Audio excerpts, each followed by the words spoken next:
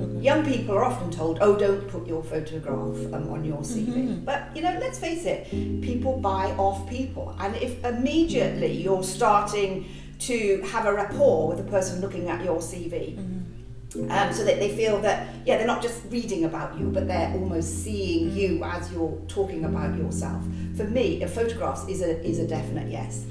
For young people, I think focus should be on learning. I think I would much rather be, let's just say, as a young person, get a job in a small organization where I am involved hands-on in so many different things, because I'm gaining so much experience and learning, and I'm going to use that at some point in my life, as opposed to maybe get a job which might be good in terms of money, whereas the first time might not be as well paying, but then I'm getting all this learning and all this experience, as opposed to the other one where potentially I could just be a number.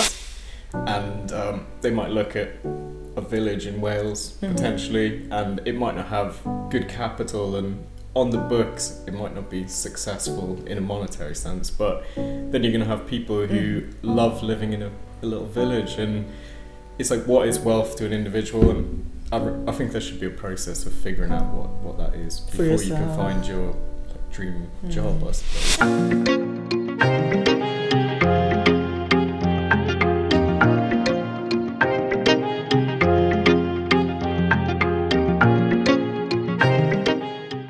Hi everyone, welcome to the Welsh Dream podcast. It's episode 3 today, and we've got a special guest, Deb. So Deb, would you like to introduce yourself for our listeners? Yeah, thanks Kim. Hello, my name's Deb Barrow, and I'm the proud owner of Barrow HR, and what we provide is HR advice, support and training for small businesses, individuals, large businesses, charities. So yeah, that's it in a nutshell. Amazing. So Deb is our amazing HR consultant who supports us with all our HR needs. But then also she does loads of amazing work with young people here in Swansea. So supporting young people into their careers really. So that's been through various schemes that she'll obviously talk to us about. Hi Deb. So could you tell us a bit more about your work with young people in particular? Yes, so it's obviously a real passion of mine to help and inspire young people, and particularly in the area of Swansea, but the surrounding areas as well. So it can be support for somebody looking for their first job. It could be somebody looking for career advancement, somebody just coming out of university. Might be somebody who's at a bit of a cul-de-sac with not knowing quite what direction to take, but also can be business entrepreneurs, young people looking to start up their own business. So that's the area that I've been busy sort of supporting young people in the Swansea area. So I guess my first sort of question is why? You've mentioned you are passionate about young people and supporting them, but why? What about young people, I guess as a group, do you think is really important to sort of foster all of that in? Yeah, I think when you get to the sort of, let's say twilight years of your career, that's where I sort of describe where I'm at. I think, it just is a great feeling to leave some sort of legacy behind, where you know that you've helped a young person on their journey. And as I say, particularly those that might have struggled a bit and got a bit stuck. And we know that we know there's lots of support out there, through colleges, universities, the job centre, yourselves, but I'm just that other, I suppose, slightly different approach in that I'm very much from an employer's point of view. So having been an employee myself through many years through my career, and an employer as well through my own business, I suppose the hat that I wear is looking at it from an employer's perspective. And I think I get a little bit frustrated when I see young people who maybe they might have been referred to me, or they might have come across me through maybe an initiative that they're engaged with, and the first thing I tend to see is their CVs. And at that point, it's usually I go, oh my goodness, because there's, that's the chance for young people to shine. I call it singing from the rooftops, You know, it's about standing out from the crowd. It's a very competitive market out there, and the CVs that tend to come across my desk are very uninspiring, boring, look like the last 100 I've looked at. And so the work that I do with young people is very much about saying your CV is that's your shop window. That's for you to demonstrate who you are. Because at the end of the day, from an employer's perspective, that's what we want to see. You know, we just don't want to see a same old, oh, here we go, same old type of CV. Because people either, you know, and actually, interestingly, they tend to be either really not very impressive, or almost the other end of the spectrum where they look like rocket scientists, and that clearly isn't right either. So it's about, you know, being the best version of yourself, but definitely being, so an employer, you catch their attention, and because at the end of the day your CV is just a door opener. It's just a door opener to that interview, because then you get another chance to shine again, and to find out more about the job and the company and who you might be working for and their leadership style and values and all of that. But the CV is just so important, and yet so little it's sort of so little is you know, sort of the emphasis on that seems to be very much like it's just like a little bit of admin almost. Well, I guess the challenging thing there is, I think, with CV writing, even like in careers, fairs, or whatever, where support is provided, you are told as a young person that your CV should look like X, Y, Z. You should use these buzzwords. You know, there's templates, there's all of that. So that's the resources that are out there. So I guess that's why actually it's important that you're saying this, because I think a lot of people wouldn't know that, okay, you're supposed to be shining, you know, your personality should be shining through your CV. So I guess, can you I guess tell us a bit more about how young people could do that practically, you know, show their personality through their CV. What could they practically do to make themselves stand out of a crowd of, I don't know how many people looking for one graduate job? So just thinking about, you know, how a CV can be different, because at the end of the day, the first thing to think of is who's going to look at that CV. So is it going to go to the managing director of the company? Or is it actually a big company, and the likelihood is it's going to land on an administrator's desk, and their job is they're going to have hundreds of these, and you've got to get into that yes pile. And so so definitely spend some time, or ring up the company or whatever, and find out who's going to be looking at that CV, because that might make a difference in terms of your approach. So in terms of catching the eye and getting on, as I call that, yes pile, you know, there are all sorts of things that you can do, and I think the thing is, whilst retaining the integrity of being yourself, there are definitely, I wouldn't say they're tricks exactly, but they certainly are things that are eye-catching. And I can tell you this works because every CV of mine that I've put in, or a version of a CV of mine, I've always got shortlisted. So I know from personal experience it works. Okay. So, first of all, we start the whole thing about photographs. Okay. Young people are often told, oh, don't put your photograph on your CV. But, you know, let's face it, people buy off people. And if immediately you're starting to have a rapport with the person looking at your CV, so that they feel that, they're not just reading about you, but they're almost seeing you as you're talking about yourself. For me, photographs is a definite yes.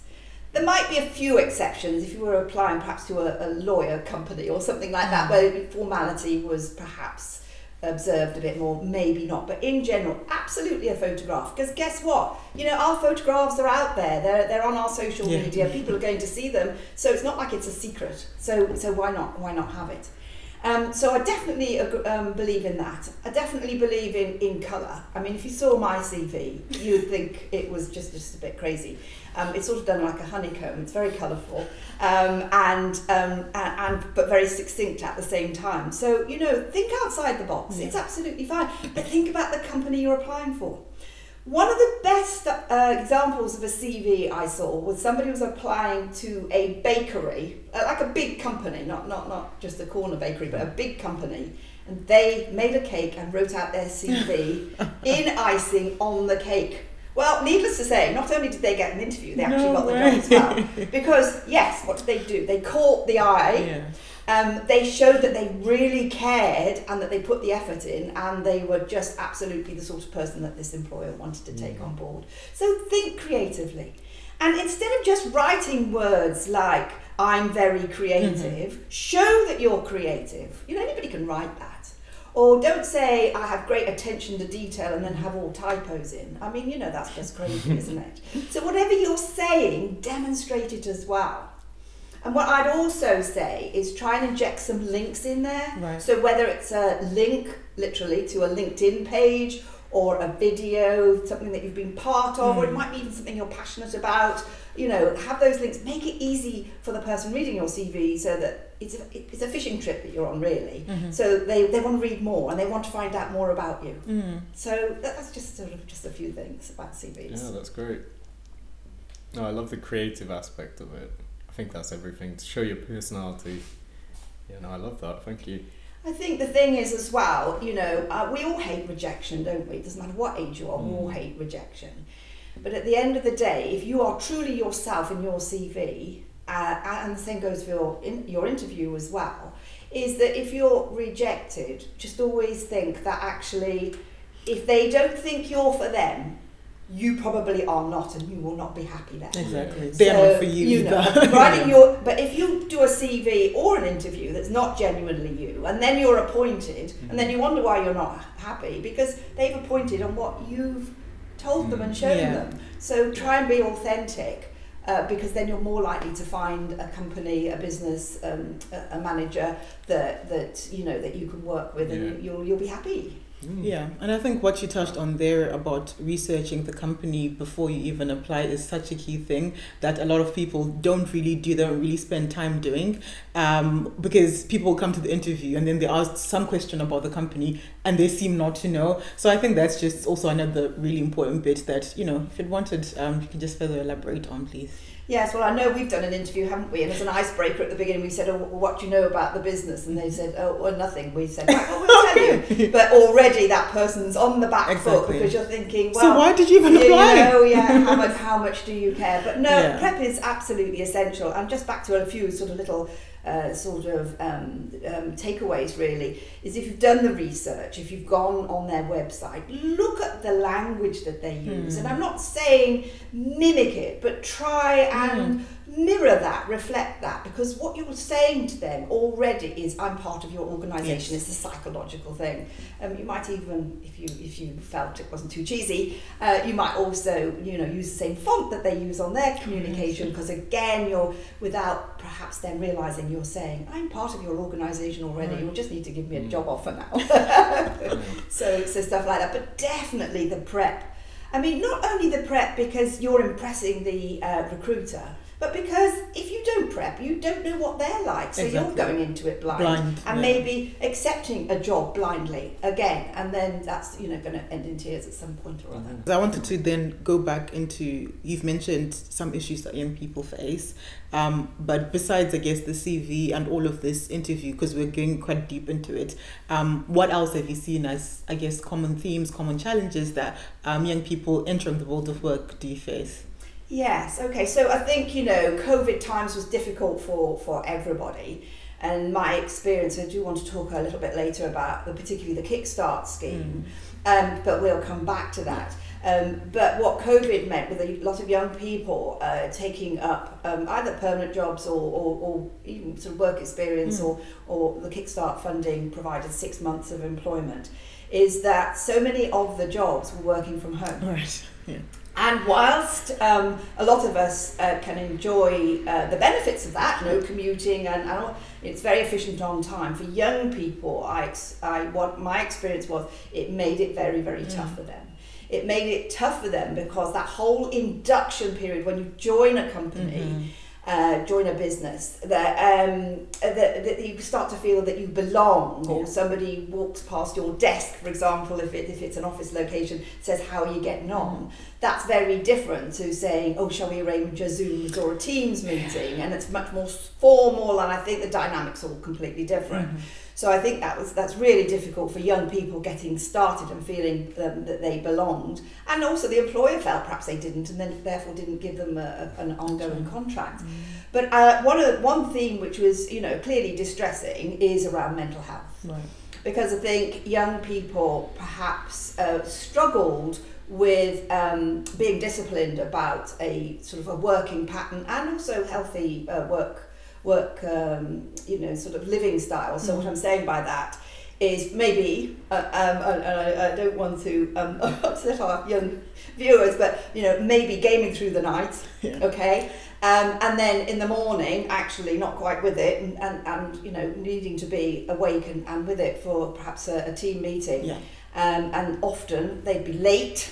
They're definitely not engaged, not communicate, all of that. But also they're not getting all those essential breaks. In the workplace we have those, you have a coffee break, you have a lunch break, you go and get some fresh air, you go and get some, some daylight or whatever, you have that screen break. Yeah. And I think all of those factors coupled with working in isolation on your own has led to a lot of mental health problems for young people, and that's been quite upsetting, obviously, to be a witness of that, if you like, as part of the difficult times we were all going through, particularly through COVID days. So obviously now, even though we have actually emerged from COVID, loads of people are working from home, loads of jobs are now from home. So what do you think, or do you have any suggestions or any tips of what's worked to help young people cope with this sort of mental health crisis that came as a result of working from home, but also during COVID, but also just more in general, really? Yeah, so with regard to the Kickstart scheme, I had a number of young people who were involved in that initiative. It was a government initiative. What exactly, if you can just give just give you a bit of background. So what I did on behalf of a number of my clients is that I went for funding, and what that meant was that a young person was funded for 6 months employment with an employer. So that gave it was more than work experience. I mean, it was a contract for 6 months work. It was 25 hours a week, so it wasn't too onerous and gave young people still time to do other things. They might be still studying, they might be applying for jobs, whatever. So by young people, we mean from what age? 16 to 24-year-olds the scheme was focused on.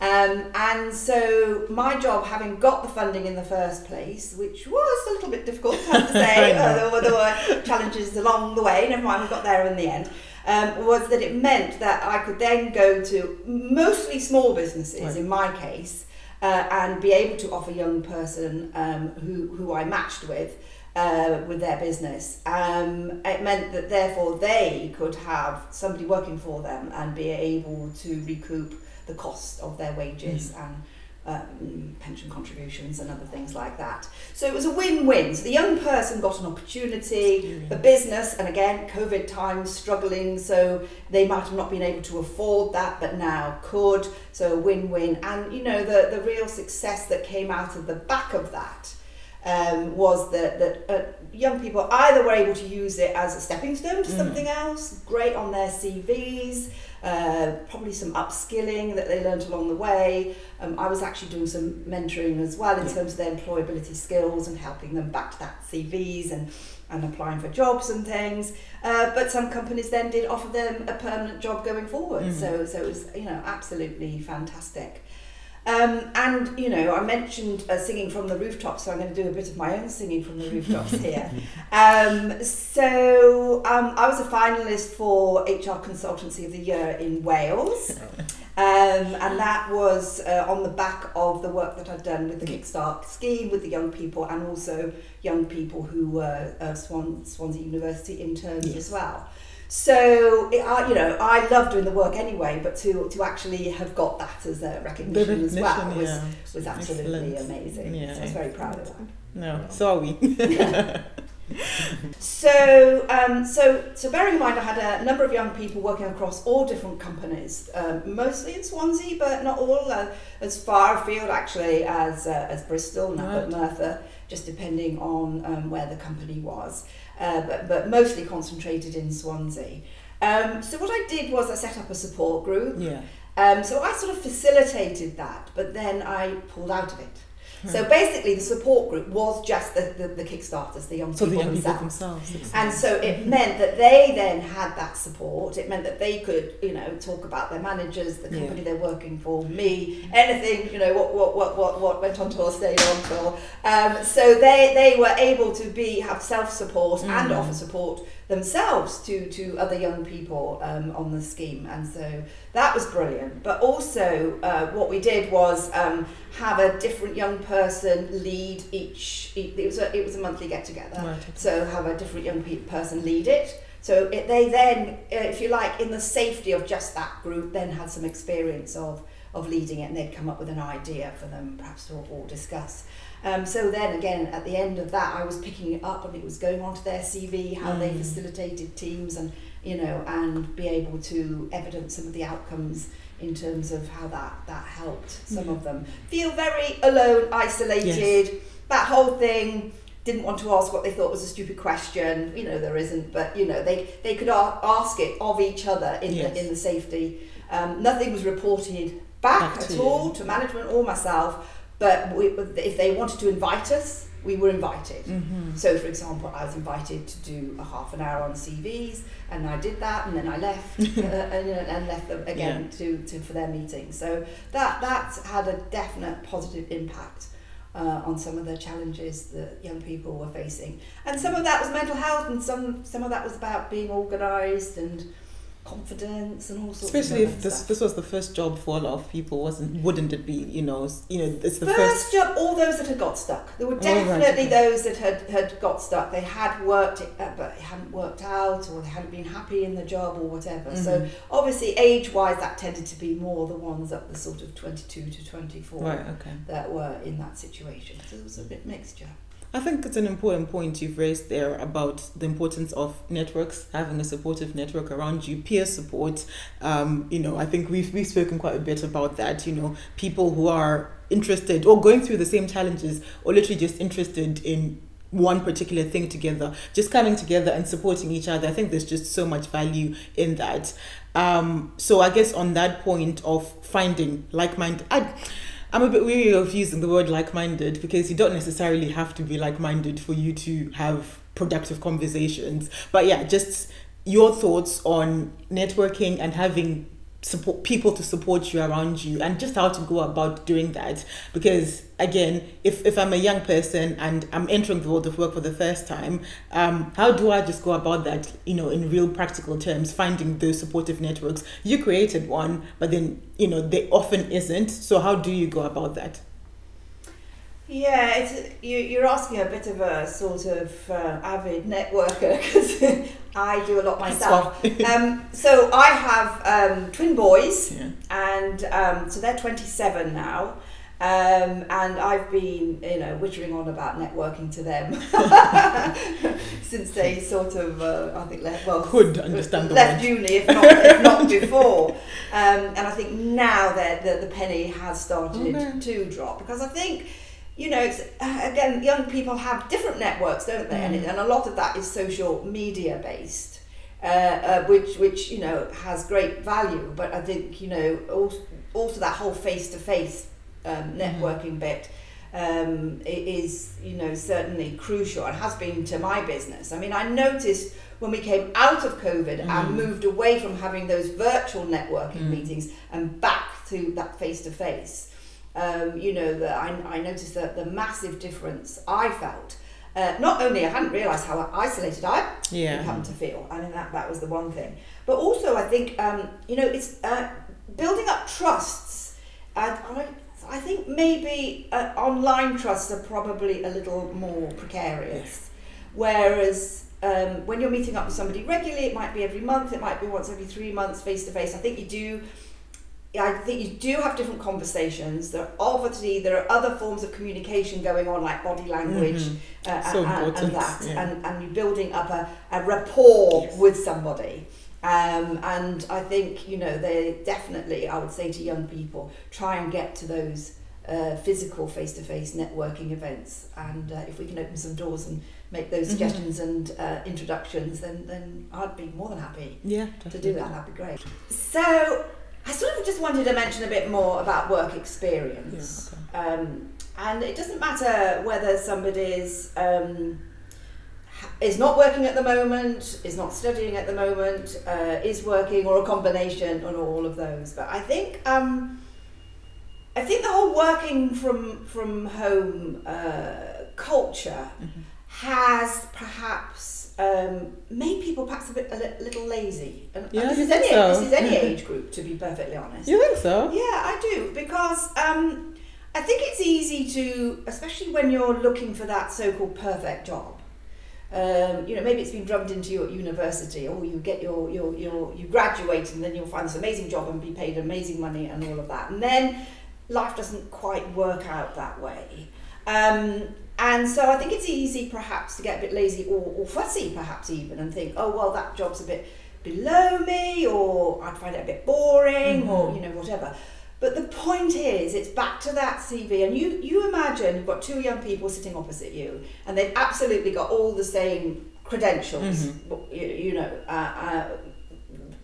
can't separate them, but you're going to offer one of them the job.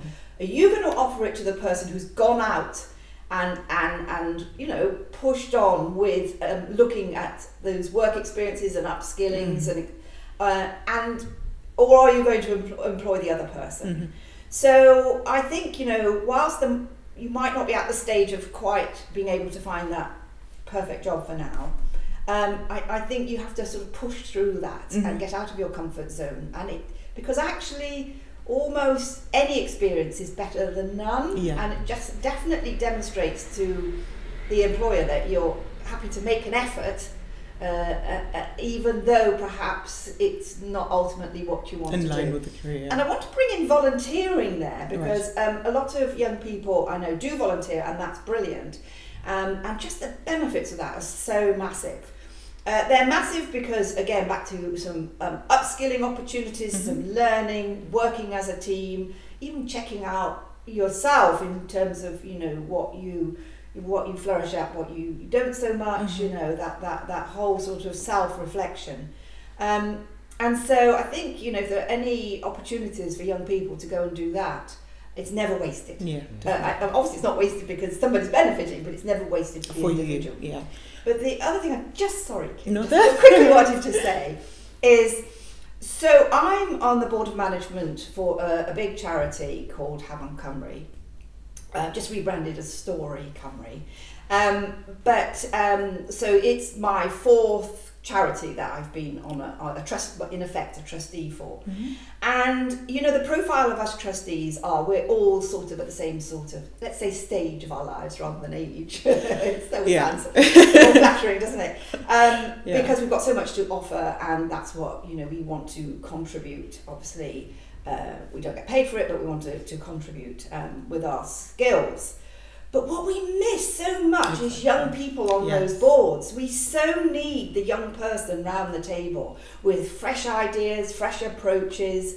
They can always teach us something about they're far more IT savvy and social media savvy, and we can all learn from that. But I think young people think that a trustee is something way beyond their capabilities. And with the right support, way back when I was working with disability groups, I had a young boy with Down syndrome who was on the board for this disability group, and I soon discovered that providing I had a pre-meeting with him, so we worked out what he wanted to say at the meeting so that he could have a voice, then that enabled him to be able to contribute to that meeting. So what I'm saying, it's not all terrifying around a table with all these people that seem like experts. Actually, we can support you to take that step, and I'd love more people to be thinking about those opportunities as well.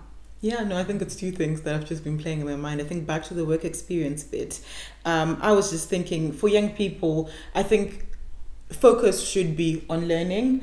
I think I would much rather be, let's just say, as a young person, get a job in a small organization where I am involved hands-on in so many different things, because I'm gaining so much experience and learning, and I'm going to use that at some point in my life, as opposed to maybe get a job which might be good in terms of money, whereas the first time might not be as well paying, but then I'm getting all this learning and all this experience, as opposed to the other one where potentially I could just be a number, and fine, like, I am making an impact, I am learning, but then it's nothing compared to that. So I just wanted to just raise that point about, young people just trying to find opportunities and placing themselves in these situations where they are forced to just learn and grow, because again, sometimes I think you never know where your life is going to take you, where your career is going to take you. What you thought you're going to do at age 19 or age 21 when you leave uni is probably not what you're probably going to be doing 10 years down the line, 15 years down the line. So I think having that vast experience in loads of different sectors, which is again now through volunteering, through being on boards, etc., will just help you figure that out, firstly, whatever that passion is, but also just hone in on loads of different skills.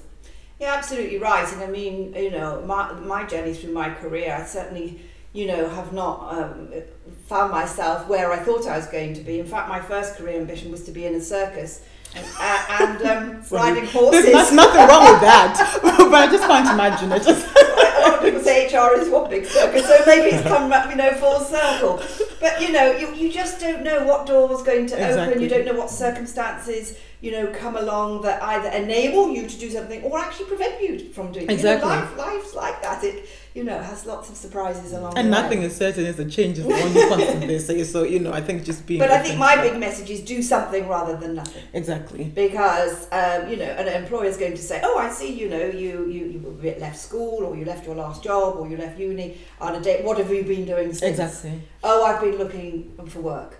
So gaps, you're saying, are sort of the worst thing on any CV, probably. Again, it's coming back to the CV. Having a gap for 2 years is probably one of the worst things, isn't it? Then. Yeah, I mean, there are some gaps where you might be studying for 2 years. You might be taking a career break because of having children. There are all sorts of reasons why you might, and you need to articulate that. Yeah.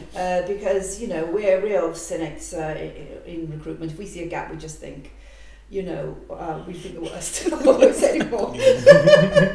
Exactly. But yeah, it's just that showing you're somebody. When you employ a young person, often you're not. It's not somebody's ability that often you're recruiting them on, because there's so much you can train. Potential then. It's potential. It's attitude.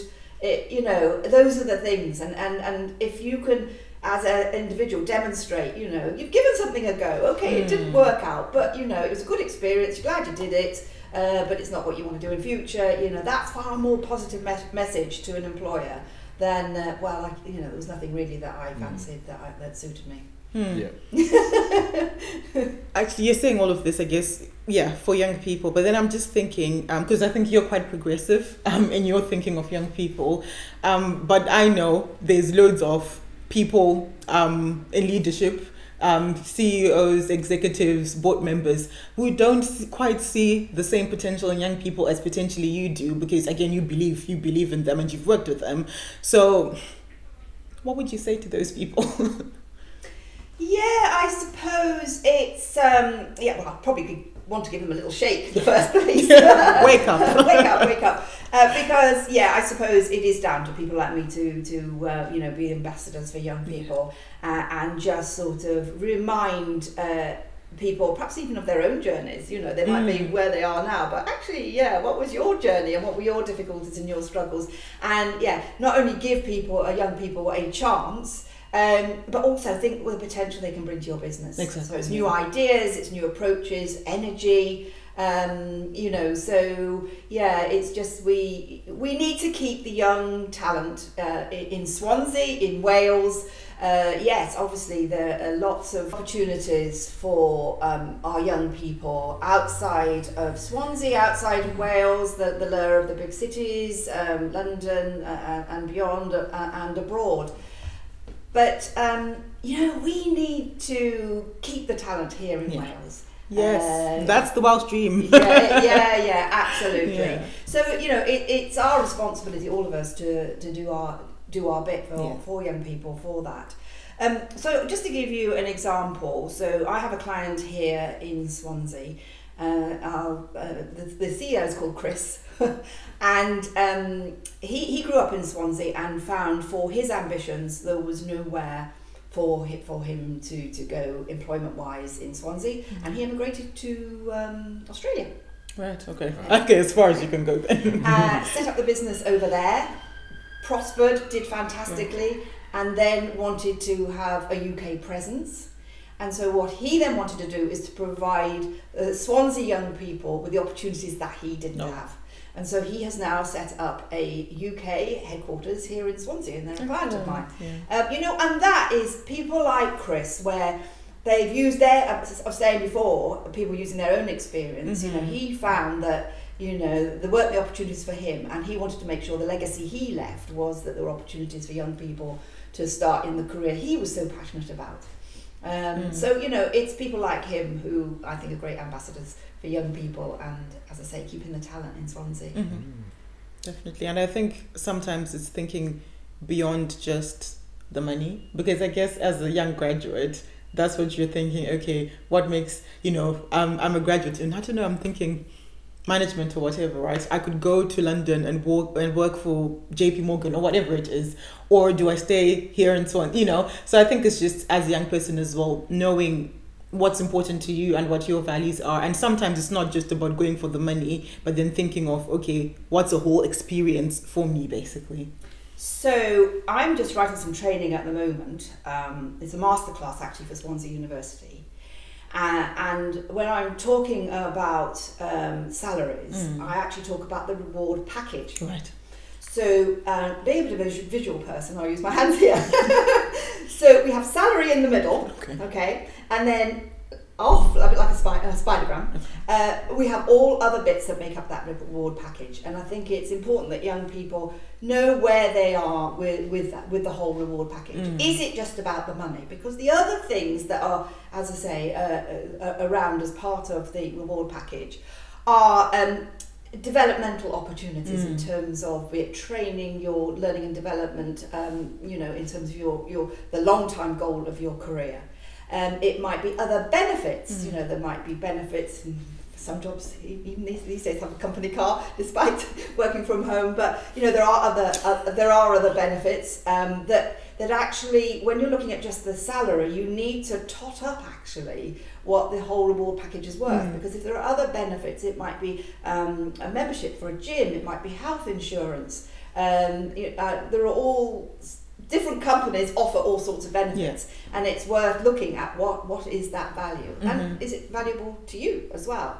There are other things. Some companies are very flexible with their working arrangements, and that might suit you for all sorts of reasons. It might be different start times, finish times, flexi working, part time, and other companies are very rigid. No, you're here full time and that's what you give, and probably more. So it's looking at all those balances. Workplace is another important one, be it workplace or a hybrid workplace and work from home. And colleagues, if you're somebody that is a team player and you enjoy working with people, then that's going to be important to you. So I would say do look at the whole reward package, not just that top figure. And I know young people do it because, as I say, I've got 2 sons, and definitely one is, he's really a bit miffed with his job at the moment, but telling me he's going to get a £2,000 pay increase, and I go, oh, that's great, well done, darling. But what about the things that you're upset about? Because actually those are more important. Yeah. We've talked about that. What is wealth? Yes. And people look at Wales, and they might look at a village in Wales potentially, and it might not have good capital, and on the books it might not be successful in a monetary sense, but then you're going to have people who love living in a little village, and it's like, what is wealth to an individual? And I think there should be a process of figuring out what that is before you can find your dream job, I suppose. And you're absolutely right. And back to that whole research bit, if you look at somebody's website, you might get a flavour of what the values are for that company and see if they're aligned to yours. So it's not, it's leadership style is important as well, but certainly the values of that company, because if you're not a good fit, then it probably is something that you might swerve that one and find something that's you are more aligned to. So again, back in Swansea, I have a client and they have a paternity leave. Now, lots of people have heard of a paternity leave. So PAW. Any guesses? Oh. Dogs for your pets, is it? So not paternity, which everybody thinks of. So they give, because the owners are very into their dogs. Not only do they allow dogs into the building on a Friday, but their staff can take leave to take the dog to the vet, or if they've got adopting a new puppy and stuff like that. Nice. So if you're somebody who's into dogs, then look for the they did win Employer Award of the Year for Swansea a couple of years back. So they're very progressive in terms of their thinking. And what the name drop, feel free, because we are here to promote Swansea, so please. Well, I won't just yet, just in case they don't want me to. Okay, that's fine. There might be other HR consultants who want to think, we'll have them as a client, we'll whip them off dead. Okay. Scratch that. We'll leave it for now. We'll leave it for now. All right. I think there you touched on something that I think has been recurring, I guess, this thing about values, people knowing what their values are. How do you go about figuring that out as a young person? Again, for the longest time, you might have just been living dependent of somebody else, so maybe at home or whatever it is, and you still haven't quite figured out what really is important to you and how does that translate as principles you live by in your life. So can we just touch, I guess, briefly on that bit of values and how you can figure that out for yourself?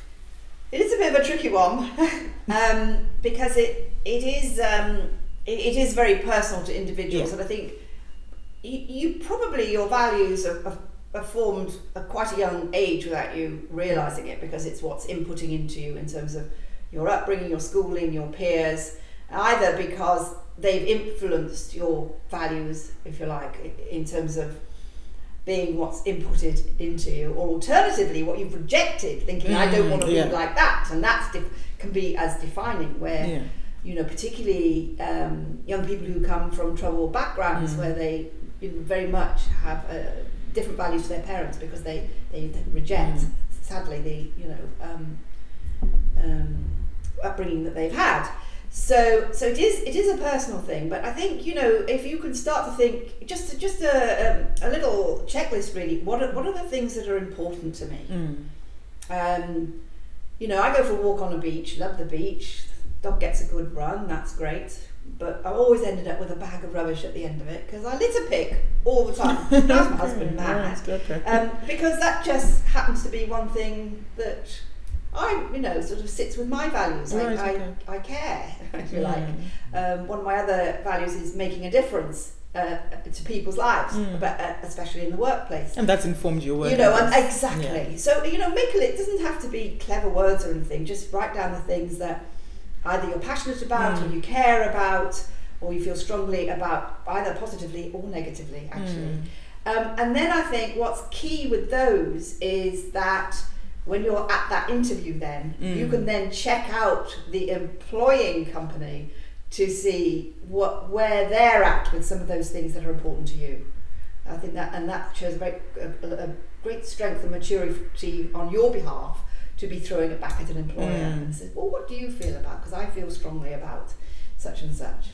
So I think that, as well as what you mentioned earlier about salaries, it's just made me think negotiation is one of those things that I guess no one is ever really taught, unless you've got someone, I guess if you're entering into the workplace, unless you've got someone, a mentor, whatever it is. I think a lot of people entering into the world of work don't know how to negotiate, if it's negotiating their salary, negotiating anything really to improve whatever situation that they're in. So I guess my question is around, what tips can you give to young people in terms of negotiation? Firstly, why it's important to not just settle, and for you to know that, okay, negotiating is actually kind of your right, I guess, you're entitled to negotiate, and how to go about all of that then.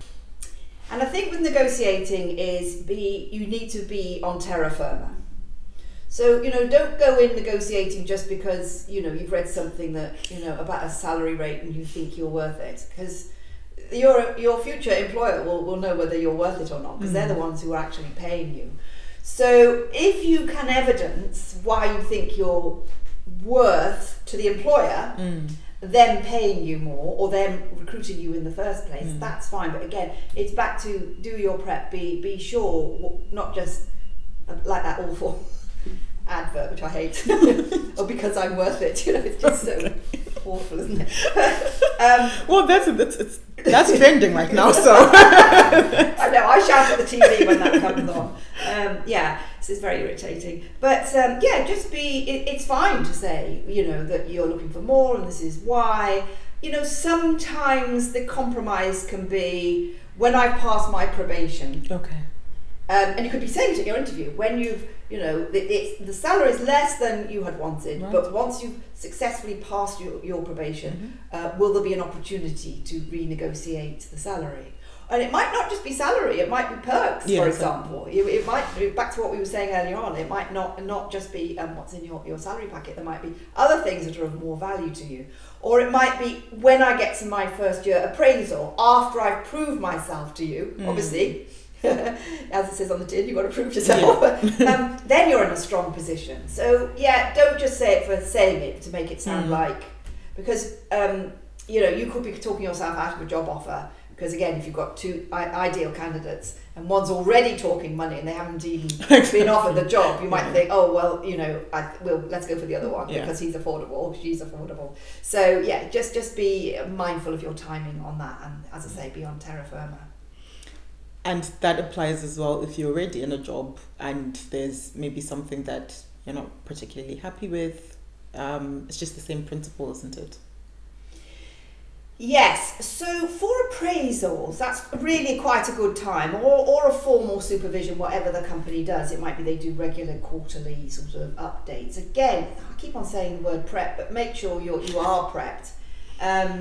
Don't go into an appraisal unprepared for what you want to talk about, because the likelihood is, hopefully, that your manager will know what they want to talk to you about. Yeah.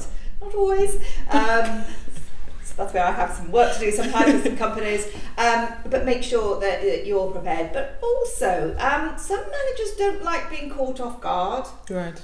So it might be appropriate you flagging it up. Or when we have our appraisal next week, what I'd like to talk to you about is... because a flustered manager doesn't always respond in the best way either. So that they can then prepare as well. Yes. And then it's an open conversation where both sides, there are no surprises. Nobody likes surprises, particularly at appraisals, not on the receiving end or the giving end. So here's something, I would like to talk about, and they might say, if they're not very experienced manager, oh, well, do you want to tell me now, and resist? Yeah.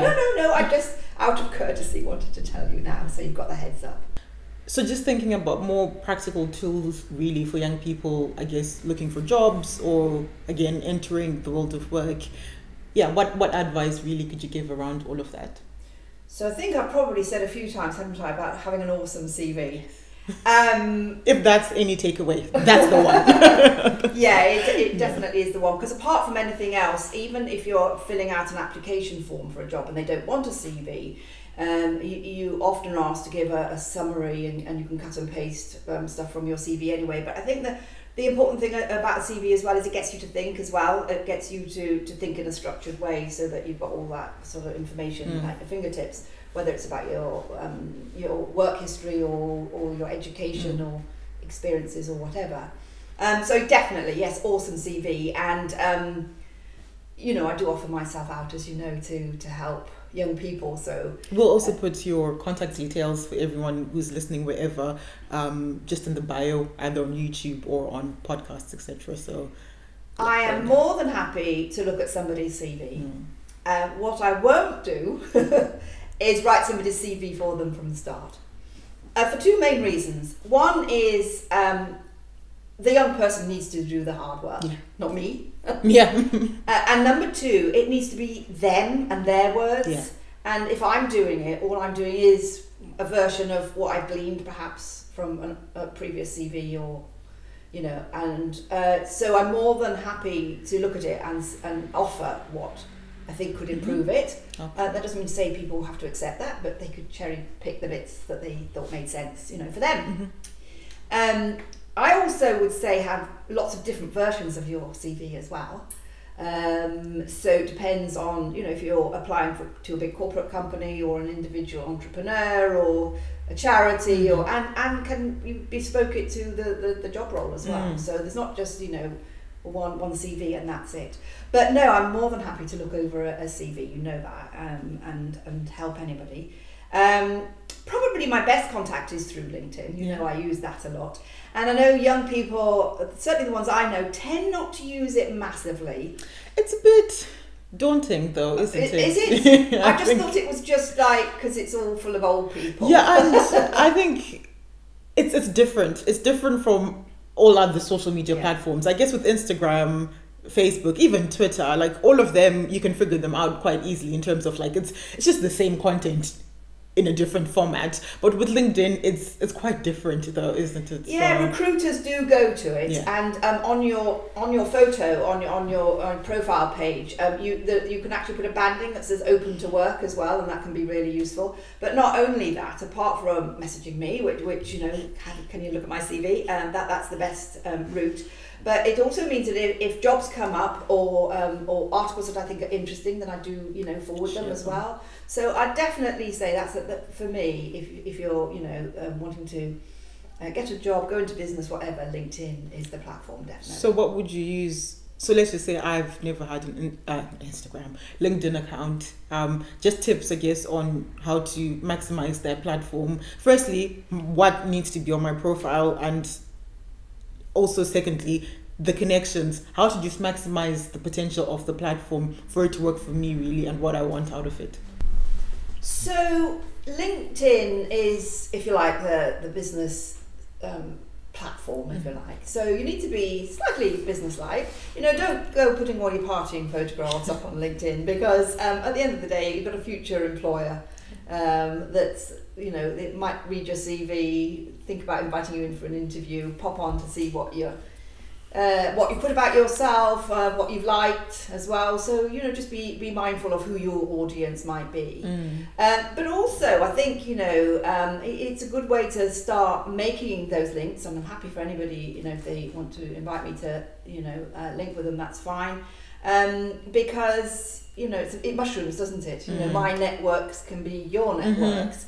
But also the things that you're interested in will slightly define, perhaps, that you were saying about what are your values, and again, sort of take an interest in those things that actually are things that you're interested in or could be interested in, and again, because that will tend to lead you again to the networks that are likely to be the ones that are either of interest or could be a door opener for a job and career for you. So yeah, that's all I'd say really. It's not rocket science. For me, I came to Swansea not knowing a soul 5 years ago, either personally or business-wise, and my business networks were built completely on LinkedIn. Really? Where that took me. Wow. I think I did find you on LinkedIn as well. Might have, I don't know. But I think on that, you just raised another point when you mentioned be professional on LinkedIn in terms of the photos that you post. And that just raised another question in my head about social media use in general.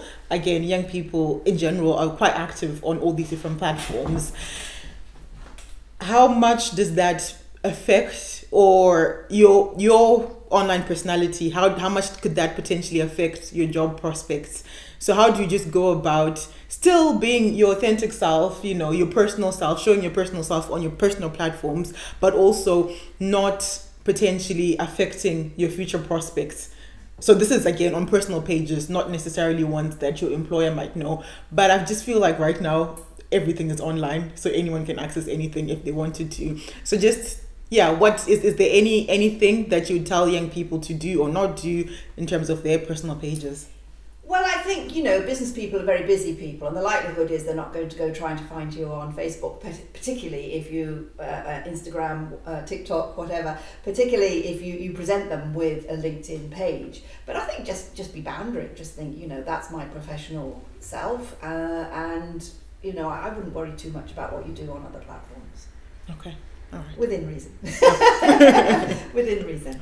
And yeah, I mean, even liking certain posts, you know, people can get an indication of Twitter, what, you can. You know, what your, you know, what you agree with or not. I'm very mindful because of the business that I'm in of what I actually say I like, even though I might support certain causes. I'm also mindful of how that might be interpreted. Exactly. So I think engage brain first before you click. Yes. Engage brain. That's all I would do. Because at the end of the day, you know, if you are a party animal, you know, you don't want to dampen that down either, because you could end up, or too much, you could end up in a company wherever you find them just sort of dull and lifeless. And so, you know, it is about getting that balance, but just being you know, just a little bit sensible and just like about back it. to the authenticity again, isn't it? Yeah, be yourself, but be the best version of yourself wherever that is that's appropriate to that audience. That's all I would say. I wouldn't get too hung up on mindfulness as well, in the clicks and the scrolls.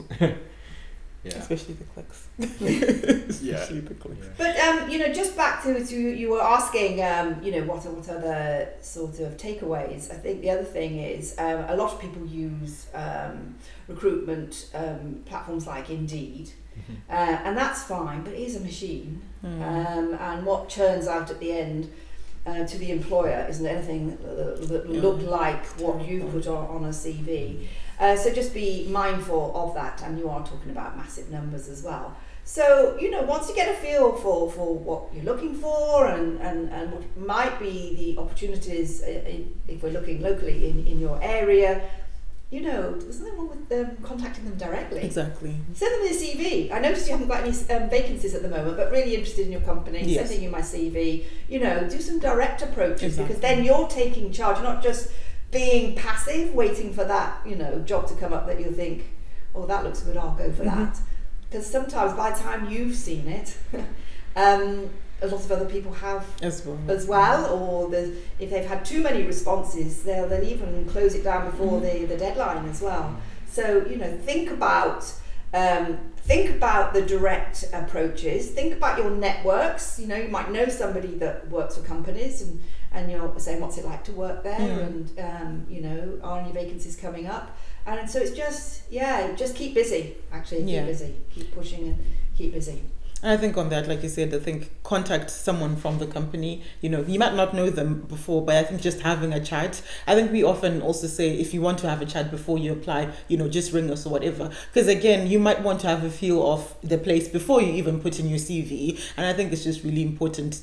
And it shows then on the organization side that, again, you know, you are actually quite serious about this. Yeah, and you might learn something that thinks, yes, they're definitely for me, or not. I mean, or either way. But I just really wanted to end on a note around confidence, because, you know, when you're rejected, it does knock you, and it's very easy to then cower away from, if you like, that rejection. That's just a human reaction. But what I would say is, if for any reason you've been rejected for a job, particularly one that you're keen on, always ask for feedback. Because the learning you take from that is massive. I know myself, when I've gone for feedback, you come out of an interview and you thought, oh, well, I did well on question 2 and rubbish on question 8, and, you know, you try and reflect what, you know, how you could have done better. Then you get the feedback and it's completely the opposite. Sometimes you don't know how you come across, or you don't know how you've stacked up against the other candidates on either all of it or particular aspects of it. And I've certainly learned a lot from feedback, even difficult to listen to feedback on one occasion, when I had no idea how I was coming across. And, you know, it doesn't mean to say you can absorb that and reflect on it, take no notice. You can do what you like with that information, but I definitely ask for it. Definitely. But on that then, how do you then take on feedback, you know, especially ones that are not necessarily the best? Constructive feedback, I guess. What would you say a person's attitude should be towards taking that kind of feedback? Well, sometimes it's very hard. I mean, I find it really difficult and feel defensive, and, you know. That's natural. Yeah, that is natural, though. Yeah. You know, it's not easy, and you know, and if you're feeling particularly at a low time in your life, you may decide, I'm not feeling very brave, I don't want to, and that's fine too. but you know, yeah. So don't just go into the boxing room to be beaten up for no reason mentally, or, you know. Be kind to yourself about it, but definitely it can give you some insight. Yeah. And so, yeah, just be mindful. About that. And just the other thing I was going to say as well is if you've got a mentor, either for it might be for personal reasons or it might be for professional reasons, i.e. looking for a job or career advancement, you know, they are your support system, and they can be there to help you navigate through those more challenging and difficult, and when you're feeling a bit more vulnerable times, perhaps when you've had some not so good feedback as well. Yeah. So that can be great value. I've heard a lot of good things about having a mentor, because if it's someone who's at where you want to go, then they're going to have, you know, so many years of trying and failing, and there's so many lessons learnt there that they can just kind of, you know, you jump all those hurdles with them then. So, you know, and even at an interview, you know, if you say, I've got a mentor, you know, that goes down well, because it shows that you are investing in yourself. Yes. And if a company wants to invest in you, and you're telling them you're already investing in yourself, I mean, that speaks volumes. Yeah, definitely. Okay. I think that's... So just so that we close off this episode, Deb, we're just curious to hear what your Welsh Dream is, what vision you see for Wales, and what role you think you have to play in all of that as well. So we talked about values, and so for me, one of my values is making a difference to people's lives, and especially in the workplace.